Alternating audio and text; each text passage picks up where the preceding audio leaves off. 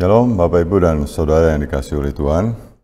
Kembali kita bertemu dalam suasana yang boleh dikatakan bahwa ini suasana penuh sukacita karena bulan Desember, tapi di satu sisi kita juga sedang menghadapi pandemi yang masih belum tahu sampai kapan akan berakhir. Kata positif yang sekarang ini bisa menjadi sangat negatif karena ketika ada seseorang yang dites dan hasilnya positif terkena virus corona, maka semua hal yang negatif itu akan muncul bukan hanya pada diri orang itu sendiri, tapi juga pada keluarganya, saudara-saudara yang lain, atau siapapun yang dijumpai, ditarik mundur selama 2 minggu ini, berada di mana, berbuat apa saja dengan siapa, dan muncullah kekhawatiran, kepanikan, dan ketakutan.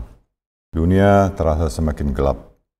Bisnis hancur, banyak negara yang juga ambil bangkrut, dunia mengalami resesi, dan bahkan ada yang memprediksi bahwa dunia ini pada akhirnya hanya akan diisi oleh orang-orang muda yang masih bisa bertahan hidup.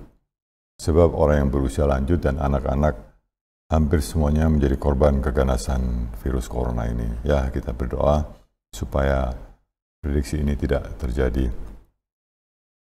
Sebelum kita masuk dalam pembacaan dan perenungan firman Tuhan yang kali ini saya beri tema terang terus, mari kita berdoa. Tuhan Allah kami ada di dalam kerajaan sorga, kami bersyukur kalau kembali saat ini Engkau melawati kami dengan firman-Mu dalam suasana yang harusnya penuh dengan sukacita ini. Kami datang kepadamu, kami bersiap untuk mendengarkan firman dan kebenarannya. Terima kasih Bapa untuk waktu yang indah ini. Engkau urapi kami semua, baik yang bicara juga yang mendengar, supaya apa yang terdengar pada saat ini adalah kebenaran yang datang dari Tuhan, dan Roh-Mu yang kudus menerjemahkan dalam kehidupan kami hari lepas hari. Kuasai kami jam ini, tempat ini dengan Roh-Mu yang kudus. Di dalam nama Tuhan Yesus, kami serahkan pemberitaan firman-Mu pada hari ini. Haleluya. Amin.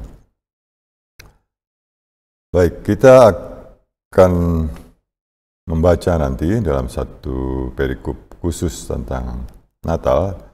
Tapi sebelumnya, ingin saya sampaikan bahwa ketika masuk dalam bulan Desember, biasanya suasana sukacita itu sudah menggema di mana-mana. Di rumah, di mal, di jalan-jalan, hampir semua suasana Natal terlihat begitu jelas. Ada pohon Natal, lagu-lagu Natal, ornamen-ornamen Natal, juga termasuk larangan-larangan Natal, itu terjadi di mana-mana. Dan itu biasanya dinikmati hampir oleh seluruh umat manusia tanpa terkecuali. Kecuali mereka memang tidak suka kepada kita. Nah, kali ini saya melihat agak berbeda. Walaupun suasana sukacita itu tetap ada, tetapi tingkatnya agak sedikit menurun dibanding tahun-tahun sebelumnya. Tapi bagaimanapun juga, Natal identik dengan sukacita, Natal identik dengan kabar baik dan terang bagi dunia.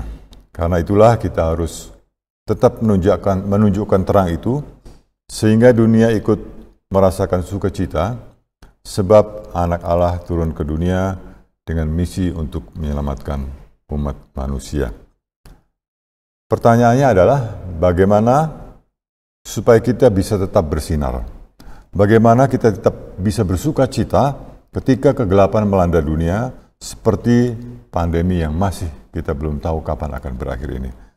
Mari kita melihat kisah yang terjadi pada saat rencana dan misi Tuhan ini dilakukan, yaitu pada Natal pertama.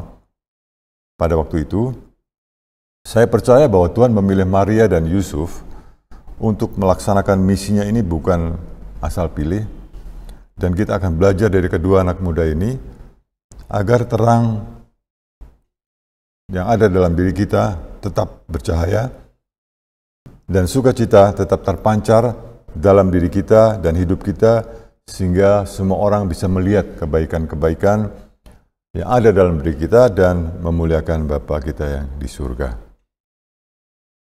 Lukas 1 ayat 26 sampai 38 Demikian firman Tuhan, saya akan bacakan bagi Bapak Ibu dan Saudara. Dalam bulan yang ke-6, Allah menyuruh malaikat Gabriel pergi ke sebuah kota di Galilea bernama Nazaret kepada seorang perawan yang bertunangan dengan seorang bernama Yusuf dari keluarga Daud. Nama perawan itu Maria. Ketika malaikat itu masuk ke rumah Maria, ia berkata, "Salam, hai engkau yang dikaruniai, Tuhan menyertai engkau."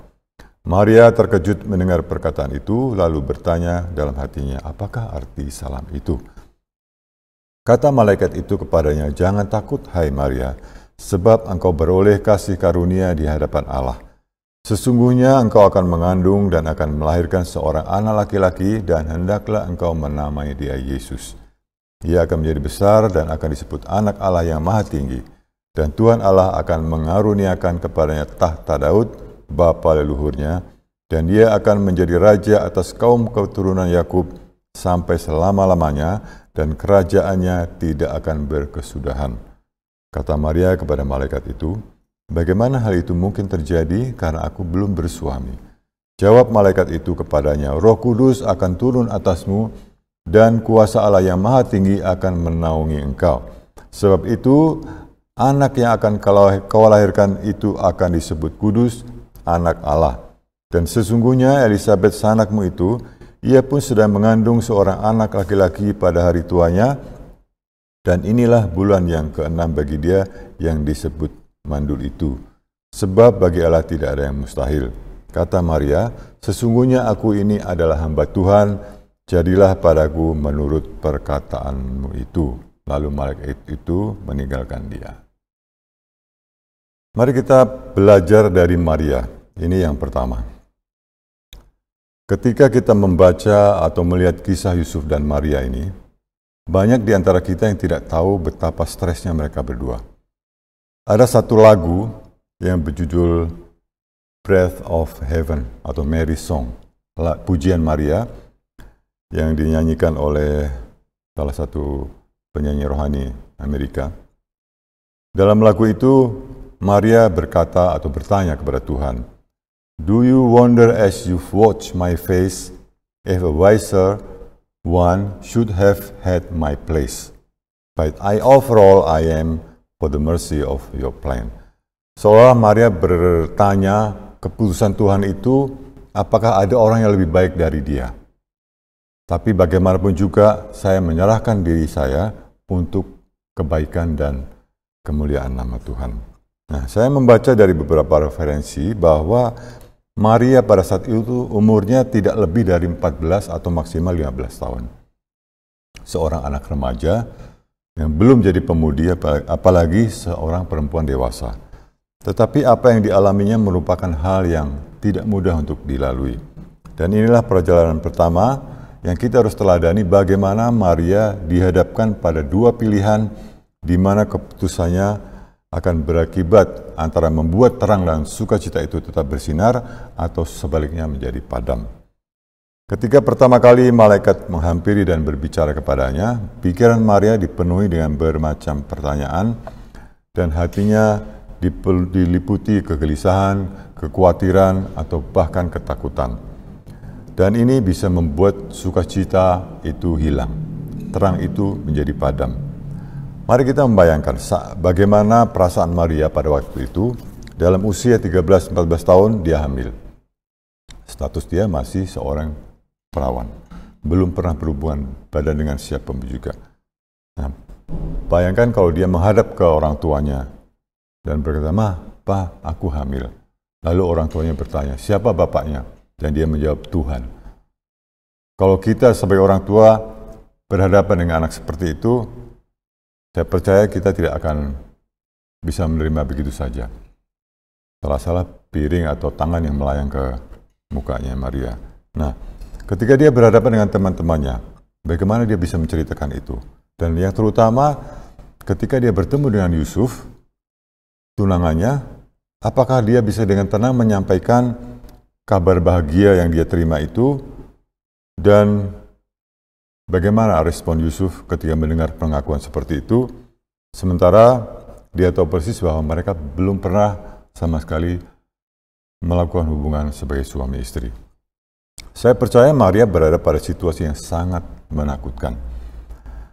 Itu sebabnya dalam kisah Natal yang mula-mula, kata jangan takut itu ditulis beberapa kali. Terutama ini diucapkan oleh malaikat ketika bertemu dengan Maria, ketika bertemu dengan Yusuf, juga ketika bertemu dengan para gembala di padang untuk mengabarkan berita kelahiran tentang Tuhan Yesus itu. Artinya bahwa peristiwa ini benar-benar membuat orang yang terlibat di dalamnya dalam suasana yang sangat menegangkan. Dan ketika Maria minta malaikat itu menjelaskan maksud kedatangannya, maksud bertemunya malaikat itu dengan Maria, malaikat itu berkata, Roh Kudus akan turun atasmu dan kuasa Allah yang Maha Tinggi akan menaungi engkau, sebab itu anak yang akan kau lahirkan itu akan disebut Kudus, anak Allah. Seorang anak remaja mendengar kata-kata seperti ini pasti bingung. Dan disinilah pilihan itu muncul. Karena takutnya Maria bisa saja menolak, ini pilihan pertama, atau sebaliknya menerima walaupun dengan tidak sepenuh hati karena dia tidak tahu apa yang maksud dari malaikat itu. Dan jawaban Maria menunjukkan betapa Tuhan tidak salah memilih dia. Dalam ayat 38 dikatakan, Maria menjawab, sesungguhnya aku ini adalah hamba Tuhan, jadilah padaku menurut perkataanmu itu. Maria tidak tenggelam dalam ketakutan, kekhawatiran, keraguan, ataupun kegelisahannya. Sebaliknya, dia memilih percaya kepada Tuhan dan menyerahkan dirinya masuk dalam rencana Tuhan itu. Kalau kita berada pada posisi Maria saat itu, kita pasti merasa gelisah. Kita pasti kebingungan, dan kita pasti khawatir dan juga ketakutan. Nah, saat ini saya ingin mengajak kita semua untuk bertanya pada diri kita sendiri masing-masing, adakah hal-hal yang membuat kita belakangan ini merasa takut, khawatir, bingung, gelisah, dan stres? Saya percaya bahwa situasi saat ini, pandemi COVID-19 ini yang sudah berlangsung hampir 1 tahun, membuat banyak di antara kita atau banyak orang yang hampir putus asa. Saya sendiri sudah sejak bulan Maret punya status jobless.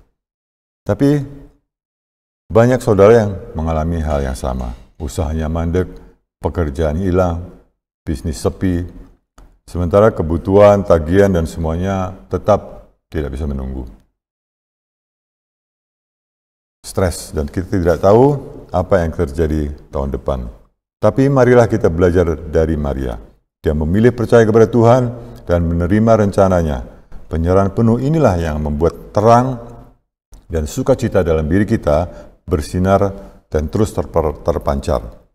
Mari kita membawa seluruh kekhawatiran dan ketakutan ini kepada Tuhan dan berkata, Tuhan, ini terlalu berat buat saya. Saya menyerahkan semua kepadamu, saya percaya penuh kepadamu dan menerima segala rencanamu, segala rancanganmu, walaupun seringkali saya tidak mengerti. Itulah yang dilakukan Maria. Dia mengakui dirinya sebagai hamba Tuhan, dan dia percaya sepenuhnya kepada Tuhan, dan menyerahkan rencana Tuhan terjadi atas dirinya. Ini pelajaran yang pertama. Hal yang kedua dari Yusuf. Bagaimana kita harus tetap bersinar dan memancarkan sukacita itu, yaitu dengan meneladani sikap dan sifat Yusuf. Yaitu dengan tidak memendam kebencian atau sakit hati. Sebaliknya, Yusuf dengan besar hati mengampuni dan membuang dendam sakit hati itu jauh-jauh. Kalau kita perhatikan, apa yang dialami Yusuf adalah satu hal yang membuat kita akan berkata wajar seandainya Yusuf itu marah, sakit hati, atau bahkan membenci Maria. Ketika dia mendengar berita tentang kehamilan Maria, sementara dia sebagai tunangannya tahu persis bahwa mereka tidak atau belum pernah melakukan hubungan sebagai suami istri, maka wajar kalau dia merasa dibohongi, dilukai, diselingkuhi, dan dikhianati. Dan orang akan mendukung dia seandainya dia marah kepada Maria dan mungkin berkata, baik, aku akan cari perempuan lain dan tidur dengan perempuan itu supaya kamu tahu bagaimana rasanya dikhianati oleh orang yang kamu cintai. Yusuf pasti merasa sangat terluka. Nah, pertanyaan yang ingin kita dengar juga pada pagi ini, pernahkah kita merasa terluka? Pernahkah kita disakiti orang lain? Dan saya percaya jawabannya pernah, atau mungkin ada yang menjawab sering atau bahkan sering sekali. Kemudian pertanyaan berikutnya, apakah kita memaafkan atau mengampuni orang yang menyakiti kita itu? Atau sebaliknya sampai sekarang kita tetap hidup dalam kebencian dan sakit hati kepada orang lain yang telah melukai kita, menipu kita, mengkhianat kita, yang membuat hidup kita sengsara, penuh kepahitan? Inilah saatnya kita meneladani Yusuf, seorang anak muda yang karena sifat dan sikapnya itu Tuhan memilih dia untuk melakukan kehendaknya. Sekali lagi saya percaya bahwa semua orang yang ada di sini pasti pernah mengalami hati yang terluka, pernah merasakan sakit hati. Mungkin karena perkataan orang lain yang sampai sekarang kita masih terus ingat. Mungkin masa kecil kita pernah dibully oleh orang lain. Ada yang mungkin sakit hati karena perlakuan secara fisik, mungkin dilecehkan secara seksual, pernah ditipu oleh orang yang tadinya justru menjadi orang kepercayaan kita, dan orang lain itu bisa teman, tetangga, orang tua, anak-anak kita, atau siapa saja, dan dalam bentuk apa saja. Kalau kita lihat kondisi sekarang ini, di sosial media kita sering baca, dengar, atau melihat berita-berita hoax, para hater yang menyebar berita buruk atau fitnah kepada pihak lainnya. Dulu waktu saya kecil, waktu saya masih muda, tidak ada istilah bully, hoax, atau hater, atau semacam itu. Tapi sekarang ini hampir tiap hari, bahkan anak-anak kecil pun tahu istilah-istilah itu. Ini membuktikan bahwa kejahatan semakin ke sini, semakin canggih, dengan warna dan bungkus yang semakin menarik. Dalam dunia yang sudah rusak seperti ini, manusia cenderung menyakiti satu sama lain. Kita pernah atau sering disakiti, tetapi harus kita akui bahwa kita juga pernah atau bahkan mungkin sering menyakiti hati orang lain. Dan repotnya adalah jika kita tidak menyadari atau mengakui bahwa dengan kata-kata kita, sikap kita, perbuatan kita membuat orang lain sakit hati atau merasa terhina. Lalu pertanyaan kemudian adalah, apakah kita tenggelam dalam sakit hati itu, tenggelam dalam kebencian, bahkan dendam yang berlarut-larut sampai sekarang, atau bagaimana? Saya pernah mendengar salah satu teman yang berkata, sampai mati pun saya tidak akan memaafkan dia. Sampai kapanpun saya tidak akan pernah melupakan apa yang pernah dilakukan kepada saya. Dendam yang dibawa mati. Sehingga tidak jarang orang mati dalam sakit hati, mati dalam dendam yang tidak pernah dilepaskan. Minggu lalu kita mendengar ada seorang selebgram yang masih muda, cantik, followernya banyak, mati bunuh diri karena ada masalah dengan orang lain, entah itu pacar atau keluarga. Ini konyol menurut saya. Dan dari semua itu yang terpenting adalah bagaimana respon kita terhadap rasa sakit hati dan luka itu. Kembali kepada Yusuf. Mendengar kehamilan Maria, dia bisa saja marah, sebab dia tidak tahu cerita di balik kehamilan tunangannya itu.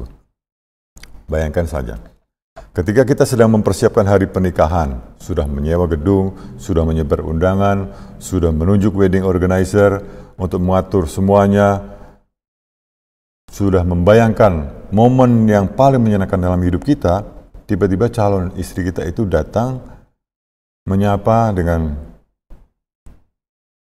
kelihatan happy. Hai sayang, saya punya berita nih. Tahu nggak? Coba tebak. Sebelum kita sempat menebaknya, dia berkata, aku hamil. Dan kita tahu bahwa kita belum pernah berhubungan suami istri dengan orang itu. Pasti kita akan merasa sakit hati, kecewa, dan merasa dikhianati.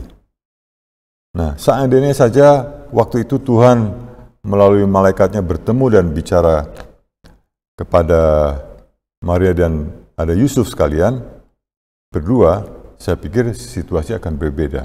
Ini hanya Maria yang tahu, dan Yusuf harus tenggelam dalam ketakutan, kekecewaan, menduga-duga, asumsi dan sebagainya yang justru ini akan menyakiti hatinya.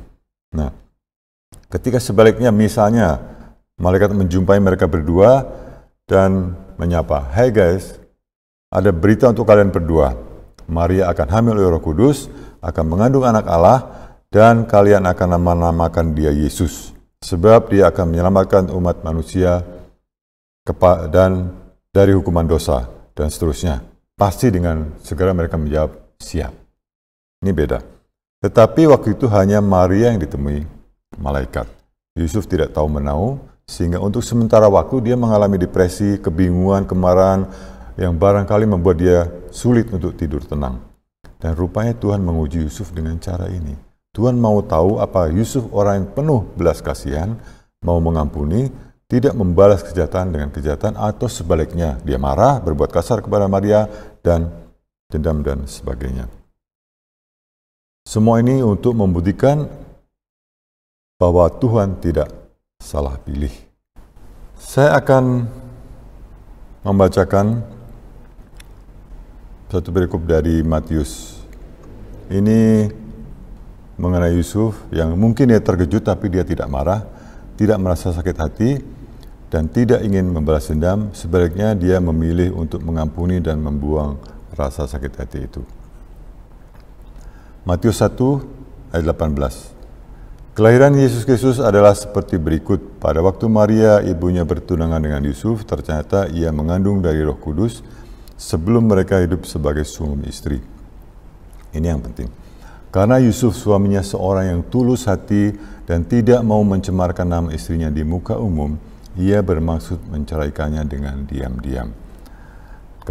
Tetapi ketika ia mempertimbangkan maksud itu, malaikat Tuhan nampak kepadanya dalam mimpi dan berkata, Yusuf, anak Daud, janganlah engkau takut mengambil Maria sebagai istrimu, sebab anak yang di dalam kandungannya adalah dari Roh Kudus. Ia akan melahirkan anak laki-laki dan engkau akan menamakan dia Yesus, karena dialah yang akan menyelamatkan umatnya dari dosa mereka. Jadi kita tahu bahwa dalam kisah Natal, kisah tentang kelahiran Tuhan Yesus, ada dua sosok yang sedang berjuang. Maria berjuang melawan rasa takut dan gelisahnya. Yusuf berjuang menahan kemarahan dan sakit hatinya. Dan kisah ini membuktikan bahwa mereka berdua layak untuk menerima anugerah Tuhan sebagai pasangan yang melahirkan dan membesarkan Tuhan Yesus, Sang Juru Selamat umat manusia. Sebuah anugerah yang luar biasa untuk orang-orang yang sederhana seperti mereka. Bapak, Ibu, dan Saudara yang dikasihi oleh Tuhan, mungkin saat ini kita juga sedang berjuang dengan keadaan kita. Kita menghadapi rasa takut, khawatir karena masa sulit yang berkepanjangan ini. Kita berjuang menahan kekecewaan, kemarahan, karena kondisi yang buruk ini. Kita mungkin dikhianati oleh orang-orang yang kita kasih, yang kita percayai. Respon kita akan menentukan apakah kita layak menerima anugerah yang indah dari Tuhan atau tidak. Kita tidak tahu apa rencana Tuhan atas diri kita, tetapi Tuhan selalu punya cara yang ajaib untuk membuat mujizat terjadi pada orang-orang pilihannya. Karena itu, mari kita percayakan diri kita kepada Tuhan dan menerima apapun rencananya atas diri kita. Marilah kita membuang segala rasa sakit hati, dendam, kebencian yang mungkin masih mengikuti kita hingga saat ini, dan percayalah, kalau semua yang kita lakukan, anugerah yang besar, anugerah yang ajaib akan kita terima dengan cara yang kita sendiri tidak mampu memahaminya dalam waktu Tuhan yang sempurna. Selamat memasuki bulan Desember, bulan yang penuh terang dan sukacita, dan Tuhan memberkati kita semua. Amin.